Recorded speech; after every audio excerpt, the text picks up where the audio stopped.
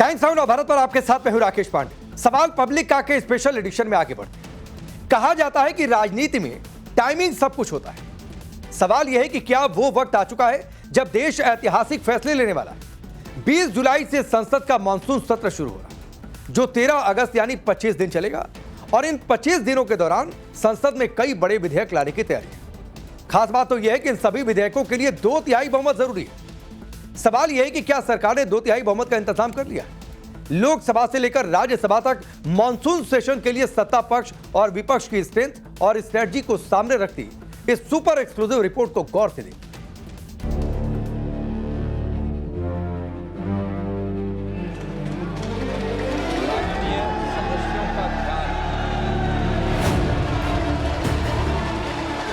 जो पाप विपक्ष ने किया है,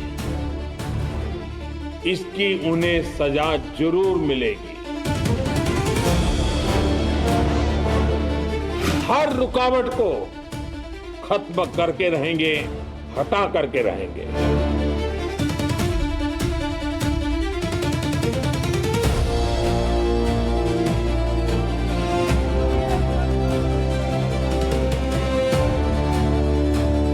हमारा हौसला भी बुलंद है, हमारी हिम्मत भी अटूट है और हमारा इरादा भी अड़िग है। बुलंद हौसला है, अडिग इरादा है और सिर्फ हफ्ते भर का वक्त बाकी है जब अडिग इरादों और बुलंद हौसलों के साथ प्रधानमंत्री नरेंद्र मोदी देश बदलने वाले हैं। ऐसा फैसला लेने वाले हैं जो दुनिया के सबसे बड़े लोकतंत्र की राजनीति को 180 डिग्री पर घुमा देगा। जानना चाहते हैं कैसे? तो सुनिए। 20 जुलाई से संसद का मॉनसून सत्र शुरू होने वाला है। ये सत्र करीब 3 हफ्ते यानी 13 अगस्त तक चलेगा। इस दौरान कुल 25 दिन में 19 बैठकें होंगी। सत्र शुरू होने से एक दिन पहले यानी 19 जुलाई को सरकार ने सर्वदलीय बैठक बुलाई है। सवाल ये कि क्या इस बार का मॉनसून सत्र वाकई ऐतिहासिक होने जा रहा है? क्या 20 जुलाई से 13 अगस्त तक की तारीखें इतिहास के पन्नों में दर्ज होने वाली हैं? आखिरकार इस सत्र में ऐसा क्या होने जा रहा है जो देश की राजनीति को बदल कर रख देगा? शोर होगा, हंगामा होगा। हफ्ते भर बाद देश की संसद से ऐसी ही तस्वीरें आ सकती हैं। लेकिन इस शोर के बीच मॉनसून सत्र में वो होने वाला है जिस पर पूरे देश की नजरें टिकी हुई हैं। क्योंकि मॉनसून सत्र में सरकार ऐसे बिल लाने वाली है जो देश की राजनीति बदल देंगे। सूत्रों के मुताबिक सरकार मॉनसून सत्र में परिसीमन को दोबारा पेश करने की तैयारी कर रही है। महिला आरक्षण बिल भी फिर से लाया जा सकता है। इसके साथ ही शिक्षा और परीक्षा से जुड़े विधेयक और 30वां संविधान संशोधन विधेयक लाने की भी तैयारी है। लोकसभा की ये तस्वीरें 17 अप्रैल की हैं, जब महिला आरक्षण से जुड़े परिसीमन बिल को लेकर लोकसभा में वोटिंग हुई थी। बिल पास होने के लिए सदन में 2/3 बहुमत यानी 362 वोट की जरूरत थी। प्रस्ताव के पक्ष में सिर्फ 298 वोट पड़े और 230 सदस्यों ने विरोध में मतदान किया। जरूरी आंकड़े न मिलने की वजह से सरकार को इसे वापस लेना पड़ा था। लेकिन पीएम मोदी देश की आधी आबादी को भरोसा दे चुके थे। मैं देश की हर नारी को विश्वास दिलाता हूं, हम महिला आरक्षण के रास्ते में आने वाले हर रुकावट को खत्म करके रहेंगे, हटा करके रहेंगे। हमारा हौसला भी बुलंद है, हमारी हिम्मत भी अटूट है और हमारा इरादा भी अड़िग है। इसी अड़िग इरादे के साथ सरकार फिर से महिला आरक्षण से जुड़े परिसीमन विधेयक को लाने की तैयारी में है, जो देश की चुनावी राजनीति को कैसे बदल देगा, ऐसे समझिए। 33% महिला आरक्षण लागू होने के बाद लोकसभा की कुल सीटों को 543 से बढ़ाकर 816 करने का प्रस्ताव है, यानी करीब 50% की बढ़ोतरी होगी। इसमें जो अतिरिक्त 273 सीटें जुड़ेंगी, उन्हें महिलाओं के लिए आरक्षित किया जाएगा, ताकि मौजूदा सांसदों की सीटें प्रभावित ना हो। इसके साथ ही लोकसभा में बहुमत का आंकड़ा बढ़कर 409 हो जाएगा। केंद्र में सरकार बनाने के लिए अभी 272 बहुमत का आंकड़ा है। महिला आरक्षण के बाद सरकार बनाने के लिए किसी भी गठबंधन को कम से कम 409 सीटों की जरूरत होगी और इसके लिए सरकार तैयार है। लेकिन सवाल बरकरार है कि क्या सरकार ने 2/3 बहुमत हासिल कर लिया है? लोकसभा में मौजूदा 540 सांसदों के हिसाब से 2/3 बहुमत का आंकड़ा 360 होता है, तो राज्यसभा में मौजूदा 239 सांसदों से 2/3 बहुमत का आंकड़ा 149 होता है। पिछली बार लोकसभा में 2/3 बहुमत का आंकड़ा नहीं जुटा पाने के बाद सरकार इस बार कोई जोखिम लेने के मूड में नहीं है। बिल पास कराने के लिए जरूरी 66% वोट हमें नहीं मिला हो, लेकिन मैं जानता हूं देश की 100%, 100% नारी शक्ति का आशीर्वाद हमारे साथ है। सवाल यह है कि एनडीए की स्ट्रेंथ और स्ट्रैटेजी क्या है। लोकसभा की बात करते हैं। जो एनडीए के पास पहले से 293 सांसदों का समर्थन था। टीएमसी के 20 लोकसभा सांसदों ने पार्टी छोड़कर nationalist citizens party of India का दामन थामा और एनडीए को समर्थन देने का ऐलान किया। उद्धव ठाकरे की शिवसेना के 6 सांसद एकनाथ शिंदे की शिवसेना में शामिल हो गए हैं।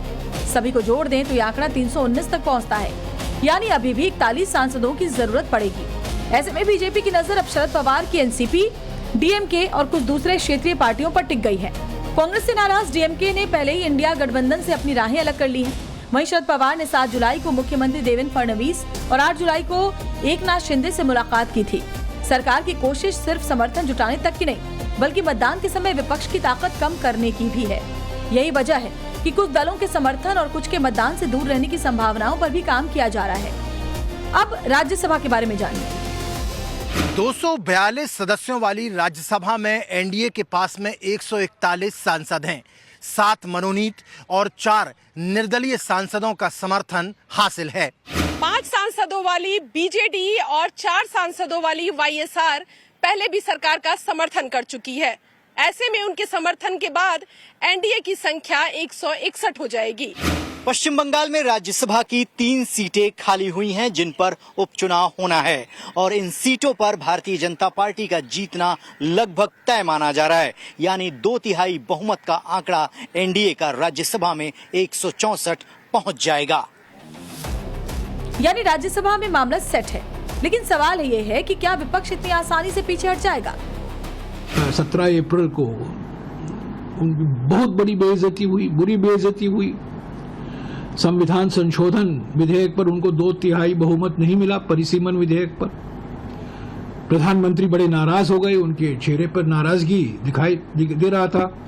गृह मंत्री भी नाराज थे। बहुत प्रयासों के बावजूद उनको 2/3 बहुमत नहीं मिला और उसका अभी बदला ले रहे हैं। ये बदले की राजनीति है। सवाल यह है कि मॉनसून सत्र में सरकार को रोकने के लिए विपक्ष की रणनीति क्या होने वाली है। सूत्रों के मुताबिक 16 जुलाई को कांग्रेस संसदीय दल की बैठक हो सकती है। बैठक सोनिया गांधी के आवास 10 जनपद पर होगी। बैठक में मॉनसून सत्र के दौरान सरकार को घेरने का प्लान तैयार किया जाएगा। राम मंदिर, चंदा घोटाले, नीट, एथेनॉल समेत कई मुद्दों पर सरकार को घेरने की रणनीति बनाई जा सकती है। बैठक में विपक्षी एकजुटता की कोशिश पर भी चर्चा संभव है। मॉनसून सत्र में ही संविधान विधेयक भी सबसे बड़ा राजनीतिक और संवैधानिक मुद्दा बन गया है। ये विधेयक क्या है, ये भी जानिए। इसके तहत प्रधानमंत्री, मुख्यमंत्री या किसी भी मंत्री को गंभीर आपराधिक मामलों में गिरफ्तार होने और लगातार 30 दिनों तक हिरासत में रखे जाने पर खुद पद छोड़ना होगा। ऐसा न करने पर स्वतः 31वें दिन अपने पद से मुक्त हो जाएंगे। मामले में 17 जुलाई को जेपीसी अपनी रिपोर्ट पेश करेगी, लेकिन विपक्ष अभी से विरोध में है। राजनीतिक वार पलटवार अपनी जगह है, लेकिन अगर सरकार अपना गणित साधने में कामयाब हो जाती है, मॉनसून सत्र सिर्फ हंगामे और बहस तक सीमित नहीं रहेगा, बल्कि ऐतिहासिक फैसलों का गवाह भी बन सकता है। हालांकि ये सब संसद में संख्या बल और विपक्ष की एकजुटता पर ही निर्भर करेगा, लेकिन इतना जरूर है कि इस बार का मॉनसून सत्र ऐतिहासिक हो सकता है। Bureau report, Times Now, Navbharat. UP वक्फ बोर्ड में करोड़ों के घोटाले का आरोप लगते ही राम मंदिर चढ़ावा चोरी पर शोर मचाने वाले सियासतदान सन्नाटे में चले गए। बरेली वाले मौलाना शाहबुद्दीन रजवी ने सीएम योगी आदित्यनाथ को एक चिट्ठी लिख दी है। मौलाना रजवी ने आरोप लगाया है कि समाजवादी पार्टी के शासनकाल में यूपी में वक्फ बोर्ड में करोड़ों का घोटाला हुआ। सवाल उठ रहे हैं कि मौलाना रजवी के आरोपों पर अखिलेश यादव चुप क्यों? देखिए हमारी ये स्पेशल रिपोर्ट।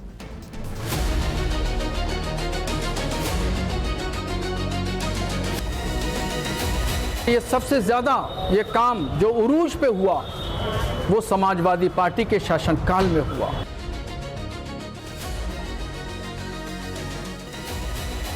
समाजवादी पार्टी ने और कांग्रेस ने कभी उसके खिलाफ आवाज क्यों नहीं उठाई है?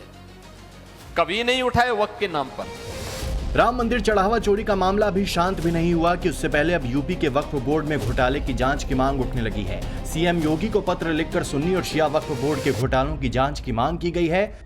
बरेली के मौलाना शहाबुद्दीन रिजवी ने सीएम योगी को चिट्ठी लिखकर समाजवादी पार्टी के शासन के दौरान हुए भ्रष्टाचार की जांच की मांग की है।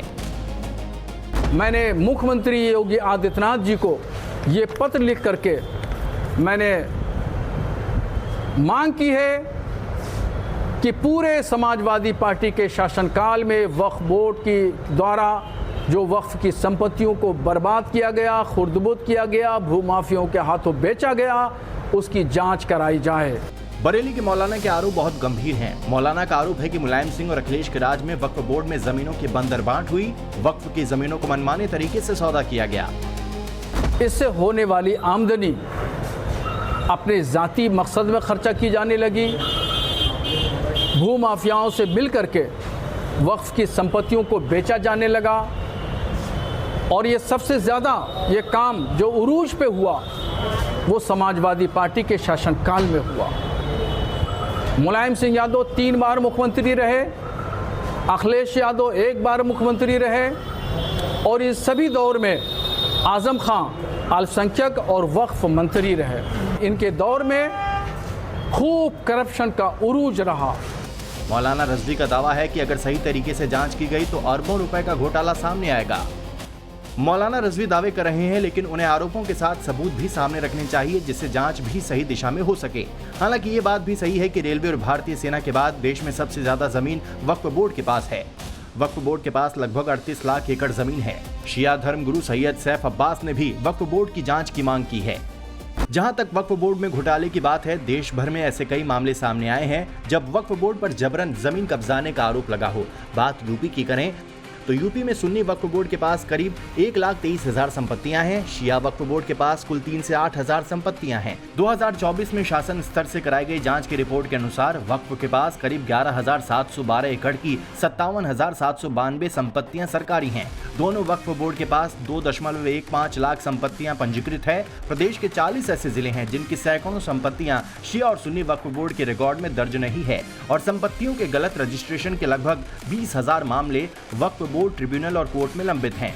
जहां तक वक्फ बोर्ड में जमीनों की धांधली और जबरन कब्जे की बात है तो 2025 में उत्तर प्रदेश के सहारनपुर में वक्फ के नाम पर बड़ा फर्जीवाड़ा सामने आया, जहां NHAI की जमीन पर मस्जिद और कई अन्य संपत्ति बनाकर खड़ी कर दी गई। साल 2016 में ओल्ड GT रोड प्रयागराज पर अवैध रूप से दुकानों का निर्माण कराने का आरोप लगा। लखनऊ की टीले वाली मस्जिद को लेकर भी विवाद चल रहा है। हिंदू पक्ष का दावा है कि लक्ष्मण टीला पर कब्जा कर उस पर मस्जिद खड़ी कर दी गई। साल 2005 में सुन्नी वक्फ बोर्ड ने ताजमहल को नोटिस जारी कर वक्फ संपत्ति घोषित कर दिया था। साल 2016 में लखनऊ के सादतगंज में शिया वक्फ बोर्ड ने शिवालय की संपत्ति को वक्फ की संपत्ति घोषित कर दिया था। जांच में सामने आया कि 1864 के राजस्व में जमीन शिवालय के नाम पर है। वाराणसी के यूपी कॉलेज को भी 2018 में नोटिफिकेशन जारी कर वक्फ की संपत्ति घोषित कर दिया था, लेकिन 2021 में नोटिस रद्द कर दी गई। उत्तर प्रदेश में वक्फ संपत्तियों को लेकर मई 2026 तक वक्फ ट्रिब्यूनल ने उम्मीद पोर्टल के माध्यम से 31,328 संपत्तियों का रजिस्ट्रेशन रद्द कर दिया। संपत्तियों के दस्तावेजों में कई प्रकार की खामियां पाई गईं। इसमें भी जौनपुर, बाराबंकी और मुजफ्फरनगर में सबसे ज्यादा संपत्तियों का रजिस्ट्रेशन रद्द किया गया। केवल 53,711 संपत्तियों को ही स्वीकृति मिल पाई है, जबकि 20,546 संपत्तियों की दस्तावेजों की जांच अब अंतिम चरण में है। अब सवाल है कि राम मंदिर चढ़ावा चोरी पर छाती पीटने वाले अखिलेश वक्फ घोटाले पर चुप क्यों हैं? क्या यही वजह है कि वक्फ बिल का विरोध किया गया? सीएम योगी आदित्यनाथ भी कांग्रेस और समाजवादी पार्टी से यही सवाल पूछ रहे हैं। वक्फ के नाम पर हजारों एकड़ लैंड, गरीब की लैंड, सरकारी लैंड वारा न्यारा हुआ है। समाजवादी पार्टी ने और कांग्रेस ने कभी उसके खिलाफ आवाज क्यों नहीं उठाई है? कभी नहीं उठाए वक्फ के नाम पर। जब वक्फ कानून बनाया उसका विरोध इन्होंने किया। ये लोग उसका विरोध करते हैं। आरोपों पर अखिलेश यादव चुप हैं, लेकिन कांग्रेस बौखला गई है। कांग्रेस प्रवक्ता सुरेंद्र राजपूत मौलाना रिजवी को बीजेपी का एजेंट बताने में तुले हैं। जो भी ऐसे इरेगुलरिटीज हैं, अनियमितताएं हैं, उनको बाहर आना चाहिए और दूध का दूध पानी का पानी होना चाहिए। मौलाना रजवी के आरोपों के बाद समाजवादी पार्टी वक्फ के मुद्दे पर बैकफुट पर है। समाजवादी पार्टी को जवाब देते नहीं बन रहा है, लेकिन मंदिर में चढ़ावा चोरी को लेकर समाजवादी पार्टी लगातार हमलावर है। अब समाजवादी पार्टी ने राम मंदिर के बाद काशी विश्वनाथ मंदिर में भी दान चोरी का आरोप लगा दिया है। जैसे भगवान राम के ट्रस्ट में इन लोगों ने चोरी की, रास्ता दिखाया, उसी रास्ते पर बाबा की कॉरिडोर की भी चोरी हुई है। और आगे देखिए कहां कहां और चोरी निकलती है। सैकड़ों करोड़ रुपए की चोरी सामने आएगी। आप जाकर के यहाँ के ट्रस्टी लोगों के मकान तो देखिए ना, घर तो देखिए, रहने का तरीका तो देखिए। समाजवादी पार्टी काशी विश्वनाथ में चोरी का आरोप लगा रही है, लेकिन इन आरोपों के सबूत सपा के पास हैं तो वो उसे सामने क्यों नहीं रखती। इसी समाजवादी पार्टी के नेताओं ने राम मंदिर चढ़ावा चोरी को 200 करोड़ से 20,000 करोड़ तक बताया था। कितनी भी बड़ी बड़ी बकवास कोई भी कर सकता है, लेकिन ये सारे आंकड़े झूठ हैं। जहां तक मेरा आकलन है, ये गलत भी हो सकता है क्योंकि एसआईटी का अभी रिपोर्ट आना है, लेकिन जहां तक मेरा आकलन मैं आप लोगों से बतला सकता हूं, वो 3 करोड़ के आसपास होना चाहिए, ऐसा मुझे लगता है। सवाल है कि क्या गोविंद गिरी ने चढ़ावा चोरी का अपना आकलन एसआईटी को बताया। सवाल ये भी है कि इस तरह पब्लिक फोरम पर आकलन की बात से क्या जांच प्रभावित नहीं होगी, क्योंकि अभी एसआईटी की फाइनल रिपोर्ट आना बाकी है। हालांकि बात सिर्फ बयानों और राजनीतिक आरोपों तक सीमित नहीं है। देश के कई बड़े और प्रसिद्ध मंदिरों से जो तस्वीरें सामने आ रही हैं, वो भी चौंकाने वाली है। राम मंदिर मामले में सुप्रीम कोर्ट ने केंद्र और राज्य सरकार के साथ राम मंदिर ट्रस्ट को नोटिस जारी कर जवाब मांगा है। एसआईटी से जांच की स्टेटस रिपोर्ट मांगी है। उधर बद्रीनाथ धाम में चढ़ावा चोरी के मामले में एक आरोपी को गिरफ्तार किया गया है, जो सीसीटीवी में दान, उपहार और कैश साफ करता हुआ दिखाई दिया। गुजरात के बनासकांठा के प्रसिद्ध अंबाजी मंदिर में भी दान की गिनती के दौरान एक आरोपी पैसे चुराता रंगे हाथ कैमरे में कैद हुआ। राजस्थान के नागौर के प्रसिद्ध बुटाटी धाम यानी चतुरदास महाराज मंदिर में जांच के बाद करीब 22 करोड़ रुपए के कथित गबन का सनसनीखेज खुलासा हुआ है। अब सवाल है, मंदिरों में चढ़ावा चोरी हुई तो उसकी निष्पक्ष जांच होनी चाहिए, लेकिन जो विपक्ष मंदिर में दान चोरी पर सवाल उठा रहा है, उसे वक्फ बोर्ड में हुए घोटाले पर भी बोलना चाहिए। क्या तुष्टीकरण की राजनीति की वजह से मोदी योगी विरोधी वक्फ बोर्ड पर चुप्पी साध लेते हैं? Bureau report, Times Now Navbharat. Iran में 47 साल की सल्तनत का खात्मा हो चुका है। सुप्रीम लीडर अयतुल्ला खमेनी सुपुर्दे खाक हो चुके हैं। ईरान के बड़े कमांडर मारे जा चुके हैं, यानी अमेरिका जो चाहता था एक तरह से वो पूरा हो चुका है। सवाल यह है कि क्या हॉर्मुज स्ट्रेट पर भी पूरी तरह अमेरिका का कब्जा हो चुका है। ऐसा इसलिए क्योंकि अमेरिकी राष्ट्रपति ट्रंप ने ऐलान कर दिया है कि हॉर्मुज से गुजरने वाले हर जहाज को 20% टोल देना होगा। अब सवाल है कि क्या ऐसा मुमकिन है? अगर हां तो इसका क्या असर होने वाला है, इस एक्सक्लूसिव रिपोर्ट में आप देखिए।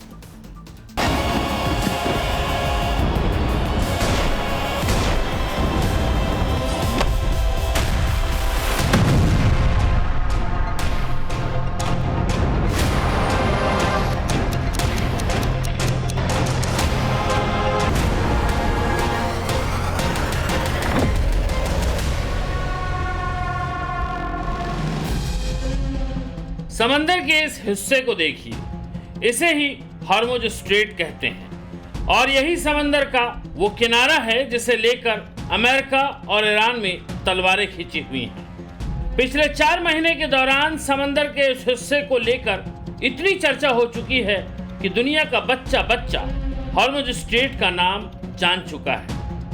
हॉर्मुज स्ट्रेट में ईरान ने जिस तरह से अमेरिका को घेरने में कामयाबी पाई, उससे दुनिया के सबसे ताकतवर देश की जमकर छीछा लेदर हो रही है। यही वजह है कि हॉर्मुज में हलकान होने के बाद राष्ट्रपति ट्रंप ने दुनिया को एक और टेंशन दे दी है, जिससे कई सवाल उठ रहे हैं। सवाल ये कि क्या स्ट्रेट ऑफ हॉर्मुज पर पूरी तरह अमेरिका का कब्जा हो चुका है? क्या ईरान ने हॉर्मुज डल जमरू मध्य पर अपना दावा छोड़ दिया है? क्या दुनिया के तेल कारोबार के रास्ते को अमेरिका ही कंट्रोल करेगा? ये सवाल इसीलिए क्योंकि अमेरिकी राष्ट्रपति डोनाल्ड ट्रंप ने स्ट्रेट ऑफ हॉर्मुज पर नाका लगा दिया है। यहां से गुजरने वाले जहाजों से 20% टोल वसूलने का ऐलान किया है। बात इतनी सी ही नहीं है, राष्ट्रपति ट्रंप ने दलील दी है कि हॉर्मुज की हिफाजत में बहुत खर्चा आता है, लिहाजा हॉर्मुज से गुजरने वाले जहाजों को 20% टोल अदा करने के बाद ही गुजरने की इजाजत मिलेगी और ये रकम अमेरिका के खाते में जाएगी। अमेरिका के इस ऐलान के बाद से ही दुनिया भर में हड़कंप मच गया है। लगातार बढ़ती कीमतों से हलकान हुए जा रहे देशों के हालात और खराब होने का अंदेशा होने लगा है। और ऐसा इसीलिए क्योंकि ईरान ही नहीं बल्कि दुनिया के लिए हॉर्मुज स्ट्रेट की अहमियत कितनी है ऐसे समझिए। हॉर्मुज डल जमरू मध्य ईरान और ओमान के बीच एक सकरा सा समुद्री रूट है जो फारस की खाड़ी को ओमान की खाड़ी से जोड़ता है।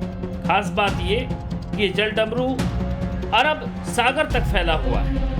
हॉर्मुज स्ट्रेट करीब 161 किलोमीटर लंबा है और अपने सबसे सकरे बिंदु पर सिर्फ 33 किलोमीटर चौड़ा है, जबकि शिपिंग लेन दोनों दिशाओं में सिर्फ 3 किलोमीटर चौड़ी है। ये यूरोप और एशिया के बीच कारोबार के लिए एक अहम रूट है। दुनिया का 25% तेल यहीं से गुजरता है। ईरान ने इस रास्ते से जहाजों की आवाजाही रोक दी। अब इसका सीधा असर भारत पर पड़ सकता है क्योंकि भारत अपनी जरूरत का करीब 90% कच्चा तेल आयात करता है। भारत को हर महीने होने वाली तेल सप्लाई का आधा हिस्सा इसी रास्ते से गुजरता है। इतना ही नहीं, भारत का नॉन ऑयल एक्सपोर्ट का 10% से ज्यादा हिस्सा इस इलाके से सप्लाई होता है। पश्चिम एशिया में जो भी गतिविधियां चल रही हैं उस पर हम लगातार नज़र रखे हुए हैं। हमारा मानना है कि स्ट्रेट ऑफ हॉर्मुज के रास्ते सुरक्षित और आज़ाद नौ परिवहन और व्यापार के पक्ष जिसका हम हमेशा से बात करते रहे हैं उसको हम लोग अभी भी उसको जोर देते हैं, उस पर बल देते हैं। और ये ज़रूरी है क्योंकि इससे यह सुनिश्चित किया जा सकता है कि लोगों का आर्थिक सुरक्षा, उनके ऊर्जा का सुरक्षा पूरे दुनिया में, सिर्फ भारत में नहीं पूरे दुनिया में उस पर आधारित है। और ये नौ परिवहन अगर आज़ाद तरीके से चलेगा तो उनकी आर्थिक और ऊर्जा सुरक्षा को सुनिश्चित किया जा सकता है।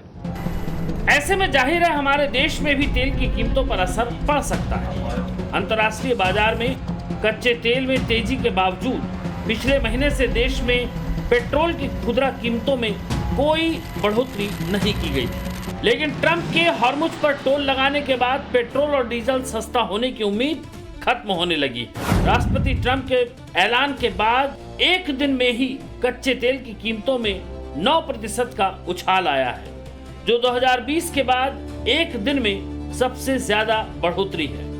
मार्केट में ब्रेंट क्रूड की कीमत बढ़कर $86 प्रति बैरल पहुंच गई है। एक्सपर्ट के मुताबिक अगर हालात और बिगड़ते हैं तो ब्रेंट क्रूड की कीमत $95 प्रति बैरल तक पहुंच सकती है। जाहिर है कच्चे तेल के दाम बढ़ने का आसार पेट्रोल और डीजल समेत गैस की कीमतों पर पड़ सकता है। सवाल यह है कि हॉर्मुज पर ईरान अमेरिका के सामने इतनी आसानी से सरेंडर कर देगा। जवाब ये तस्वीरें हैं। अमेरिकी राष्ट्रपति ट्रंप के ऐलान के चंद घंटे बाद ही ईरान ने अमेरिकी जहाजों को निशाना बनाया। जिस टैंकर से धुआं उठता नजर आ रहा है, ईरानी फोर्स ने उसे अमेरिका का बताया है और दावा किया है कि हॉर्मुज में अमेरिका के कई ठिकानों को निशाना बनाया गया है और साफ कर दिया है कि अमेरिका को हॉर्मुज में वसूली की इजाजत नहीं दी जाएगी। ईरान ने सिर्फ चेतावनी ही नहीं दी, हॉर्मुज में मिसाइलें भी दागी हैं। ओमान के समुद्री क्षेत्र में हॉर्मुज स्ट्रेट में 2 ईरानी क्रूज मिसाइलों ने यूएई के 2 टैंकरों को निशाना बनाया, जिसमें एक भारतीय की मौत हो गई जबकि 10 घायल हैं। भारत ने हॉर्मुज स्ट्रेट में हुए हमलों का कड़ा विरोध किया है। कहा है कि अंतर्राष्ट्रीय समुद्री मार्गों पर इस तरह के हमले तुरंत बंद होने चाहिए। हम लोगों ने जो ईरानी दूतावास के जो डिप्टी चीफ हैं उनको हम लोगों ने विदेश मंत्रालय में तलब किया। तलब करने के बाद उनसे हम लोगों ने अपना कड़ा उनको विरोध जारी किया, क्योंकि आज कल के एक हमले में 2 जहाज़ों पर हमला हुआ है और माना जा रहा है ईरान की तरफ से हमला हुआ था, उसमें एक भारतीय नागरिक की जान गई है। कुल मिलाकर दावों के दौर पर हालात ये है कि अमेरिका और ईरान दोनों हॉर्मुज पर दावेदारी जता रहे हैं। अमेरिका 20% टोल वसूलने का ऐलान कर रहा है तो ईरान का कहना है कि अमेरिका के लगातार हो रहे हमलों की वजह से अब इस रास्ते से जहाजों का गुजरना मुमकिन नहीं है। अमेरिका हो या फिर ईरान, कोई कहीं से पीछे नहीं रहना चाहता। दोनों की बारूदी रंजिश में दुनिया के कई मुल्कों में महासंकट की आहट सुनाई देने लगी है। ब्यूरो रिपोर्ट, टाइम्स नाउ, नव भारत। अब बात पड़ोसी मुल्क पाकिस्तान की, और सवाल की क्या पाकिस्तान सच में डरा है? क्या उसे इस बार न्यूक्लियर के बुरे सपने आ रहे हैं? आखिर पाकिस्तान को ऐसा क्यों लग रहा कि इस बार अगर उसने कोई नापाक हरकत की तो भारत पानी के अंदर से उसका खेल खत्म कर देगा? पाकिस्तान के पूर्व राजदूत के परमाणु सबूत वाली बात कितनी सच और कितनी झूठ है, देखिए ये report.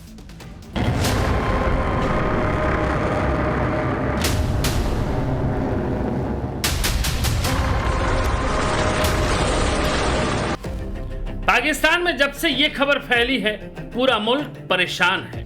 Field marshal Munir tension में है। शहबाज शरीफ की नींद हराम हो गई है। बात भी तो ऐसी ही है। पाकिस्तान के पूर्व राजदूत ने पाकिस्तान के नेशनल टीवी पर बैठकर ऐसी बात कह दी है कि पाक हुक्मरानों की टांगें कांप रही हैं। अभी कुछ वक्त पहले जब सिप्री की रिपोर्ट आई, तब भी पाकिस्तान में हलचल मच गई थी, और अब तो पूर्व राजदूत ने इस बात को कंफर्म कर दिया है कि कैसे भारत के न्यूक्लियर पावर से पाकिस्तान डरा हुआ है। पाकिस्तान में नमूनों की कमी नहीं है, फिर चाहे सियासी हलकों की बात करें या फिर पूरे मुल्क की। पूर्व की इमरान खान सरकार में पाव किलो और आधे किलो के एटम बम की धमकी देने वाले मंत्री को भला कौन भूल सकता है। तो वहीं आज के नमूने को तो आपने सुन ही लिया।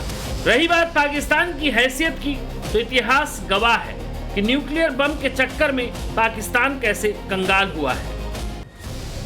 आवाम जी भर भर के पाकिस्तान के हर उस हुक्मरान को कोस रही है जिसने मुल्क की बेहतरी से ज्यादा बारूद के ढेर जमा करने पर फोकस किया।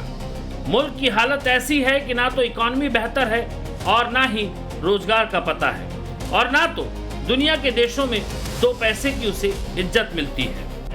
एक तरफ अवाम तंगहाल है, दूसरी तरफ मुनीर अवाम का पैसा लूटकर फौज की जेब भरने में लगा हुआ है। लेकिन अब उसकी सच्चाई भी सामने आ गई है कि उसमें भी पाकिस्तान की हालत पतली है। तो सवाल है कि बात बात पर एटम बम की धमकी देने वाला पाकिस्तान हकीकत में हिंदुस्तान के सामने खड़ा होने की भी हैसियत रखता है क्या?